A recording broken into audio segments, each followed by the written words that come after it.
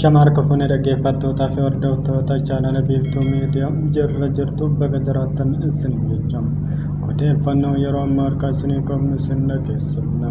Oduu biyya keessaaf biyya alaa gaggabaabsine akka ta'anitti isin dhiyeessina. Oduun chaanala kanaaf faaroo taatan sabiskiraayib sheer laayik gochuun dagatina.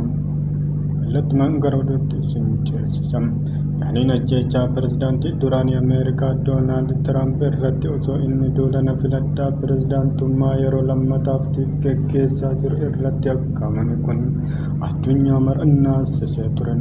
Erga Tiraamp miidhaa fiixee gurra isaa mirgaa rasaasaan dhahame guutummaatti nagaan ooluun yookaan nagaa jiraachuun isaa barameen booda lammiileen biyyattii yaaddoo taatee sana hordofee mudachuu malurraa bayyanataniiru. Haa ta'u malee taatee sana hordofee hedduun gaaffilee fi wal himannaa yoo dhiyeessan dhaga'ama. Erga marsaa tokko pirezidaantummaan Ameerikaa bulchanii booda karaa filannootiin kan Waayit baafaman guddoon umrii waggaa 78 Doonaald Tiraamp deebi'anii gara aangootti deebi'uudhaaf wayita duula gaggeessaa jiranitti rakkoon isaan mudate salphaa hin turre. Tiraamp miidiyaan qeeqamuun alatti himannaawwan garaa garaa irratti dhiyaachuun mana murtiitti dhiyaatanii himannaawwan irra caalan yakkamaa jedhamuun itti murtaa'ee ture. Fakkeenyaaf himannaawwan galmee daldala waliin ta'uun irratti baname 34 hundaan balleessaa irratti argamuu ibsee ture. Kunis seenaa Ameerikaa keessatti pirezidaantii aangoorra jirus ta'e kan aangoorraa bu'e yoo himatamu yakkamaa jedhamu Tiraamp kan jalqabaa ta'aniiru. Kana malees himannaawwan ganaa mana murtiitti ilaalamaa jiran biraas qabu. Haa ta'u malee kaayyoon Tiraamp inni guddaan gara aangootti deebi'u waan ta'eef xiyyeeffannoo isaanii filannoo baatiiwwan booda gaggeeffamu irra kaawwachuun paartii Rippaabilikaanotaa bakka bu'uun kaadhimamaa ta'anii duula gaggeessaa jiru.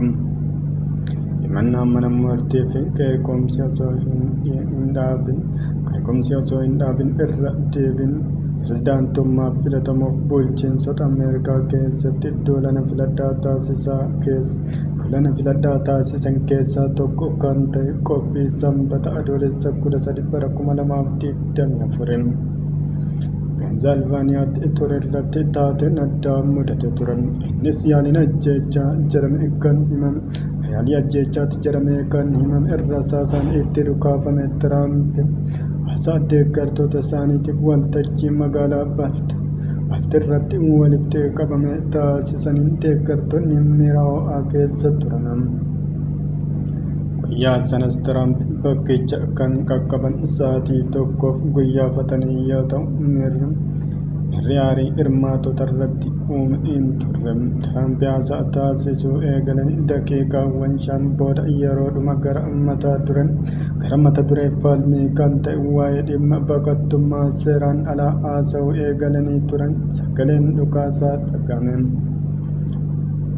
Baatii gamoo dhiyeenya waltajjiitti argamu gubbaa taa'uudhaan kan dhokate Tiraamp eeggataa ture dargaggeessi umriin isaa waggaa 20 Maatiiw Kuruskis rasaasa mataa isaaniitti qiyyaafatuun rasaasa mataa isaanii irratti qiyyaafachuudhaan gurra isaanii mirgaa irra dhahuun miidhaa hamaa malee oolaniiru. Waltajjii sana irratti Tiraamp rasaasa miidhaa hamaaf yookaan du'aaf isaan saaxiluuf oolte irraa kan hafan carraadhaan yookaan eegumsa waaqaatiin akka ta'e gaaffii haleellaa sanaan booda yeroo jalqabaatiif taasisaniin himaniiru. Yaaliin ajjechaa kun miidhaa xiqqoo gurra mirgaa Tiraamp irraan qaqqabsiise lubbuu namoota tokkoo fi miidhaa namoota 2 irraan qaqqabuun alatti siyaasa Ameerikaaf adeemsa filannoo ittaanu yaaddoo keessa galcheera. Kanaan alattis taateen kun kan Tiraampiif carraa gaarii uumeefidha jedhamaa jira.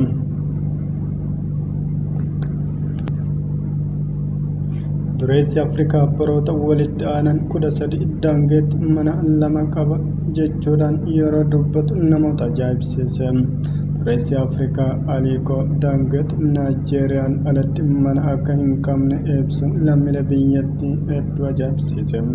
Dangotiin bakka dhaloota isaa Kaamboo fi magaalaa Loogoositti manneen lama akka qabu, Abuujaa yeroo deemu ammoo appaartaamaa kireeffate keessa akka qubatu dubbate. Barruun Forbes amajjii darbe gabaasa baaseen Dangotiin waggoota walitti aanan 13ffaaf dureessa Afrikaa ta'uun beeksise. Dangotiin biyya isaa Naayijeeriyaa rakkoo dinagdee hubuus investimentii Itoophiyaa dabalatee biyyoota Afrikaa hedduu keessaa qabu. Qabeenya isaa bara kana doolaara miiliyoona 400 dabaleera. Amma qabeenyi isaa doolaara miiliyoona 13.9 baasa jedha barruun Forbes. Guddoon ganna 66 Dangote qabeenya hanga akkanaa guddaa ta'e kan horate investimentii oomisha simmintoo fi sukkaaraa irratti hojjetuun bara darbe ammoo achuma Naayijeeriyaa Lagos keessatti kaampii boba'aa qulqulleessuu dhaabeera. Itoophiyaan naannoo Oromiyaa keessaas warshaa simmintoo guddaa maqaa isaatiin moggaafame qaba. Dangotiin waa'ee mana jireenyaa isaa lamaanii kan dubbate dhaabbata boba'aa isaatti ibsa miidiyaaleef kenneen. Lammiileen Naayijeeriyaa biyyattiin ala mana akka hin qabne dhagahamuun isaatti kan raajaman abbootiin qabeenyaa biyyattii hedduun Laandanii fi Dubaay Atlaantaarraa manneen waan qabaniif. Lammiileen Naayijeeriyaa yaada Dangote kana dhagahuun murtee sirriidha jechuun jajaa fi irraa dubbachaa jiru. Sababni ani Laandon yookaan Ameerikaadhaa mana hin qabneef Naayijeeriyaa indastiriin guddisuu irratti waan hin xiyyeeffadheef qofaadha jedha Dangoteen. Dabaluunis osoon Ameerikaa fi bakka hundaa mana qabaadhee uummata koof waan ijaaruuf xiyyeeffadhe hin qabaadhu ture jedha. Ogeessi dhimma hawaasaa isaanii balam Dangoteen fakkeenya gaarii ta'eera jedha. Lammiileen Naayijeeriyaa maallaqa qaban bakka baay'ee itti barbaachisu osoo qaban mana miidhagaa fi guddaa hedduu qabaachuun milkaa'ina akka hin taane hubachuuf ilaalcha isaanii sirreessuu qabu jechuudhaan ogeessi kun dhaame.